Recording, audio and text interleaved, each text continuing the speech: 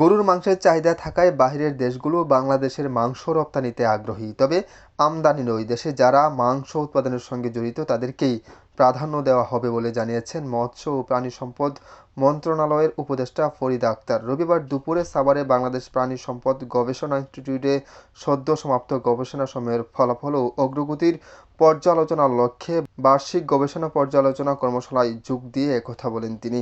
প্রাণী সম্পদ গবেষণা ইনস্টিটিউটের মহাপরিচালক ডক্টর শাকিলা ফারুকের সভাপতিত্বে 2 দিনব্যাপী এই কর্মশালায় বিশেষ অতিথি হিসেবে উপস্থিত ছিলেন বাংলাদেশ কৃষি বিশ্ববিদ্যালয়ের উপাচার্য প্রফেসর ডক্টর এ.কে.এম. ফজলুল হক ভূঁইয়া, মৎস্য ও প্রাণী সম্পদ মন্ত্রণালয়ের অতিরিক্ত সচিব এ.টি.এম. মোস্তফা কামাল ও প্রাণী সম্পদ অধিদপ্তরের মহাপরিচালক ডক্টর মোহাম্মদ রিয়াজুল হক। কর্মশালায় 6টি সেশনের 35টি গবেষণা প্রবন্ধ উপস্থাপন করা হয়।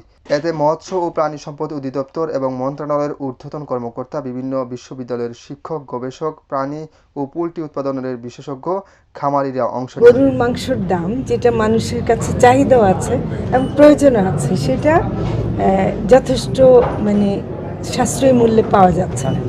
অনেক দেশ আছে যারা ইন্ডাস্ট্রিয়াল ফার্মিং করে, তারা সাবসিডি দেয় এবং সেটা করে বলে তারা রপ্তানিটা করতে চায় এবং বাংলাদেশকে তখন তারা একটা জায়গা হিসেবে বেছে নিয়েছে যেখানে এটা যেহেতু দাম বেশি, ফলে এখানে এটা দিতে পারে। তারা রপ্তানি করতে চায়, তারা আমাদের কাছে আসে, প্রস্তাব দেয় যে আমরা তোমরা ইম্পোর্ট করো, আমরা দেব।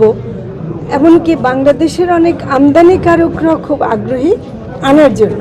তো সেজন্য আমি বলছি যে যারা উৎপাদনের সাথে যুক্ত, লালন পালনের সাথে যুক্ত, তাদেরকে প্রাধান্য দেব আমরা। জাহিদুল ইসলাম অনিক, আমার বার্তা, আশুলিয়া।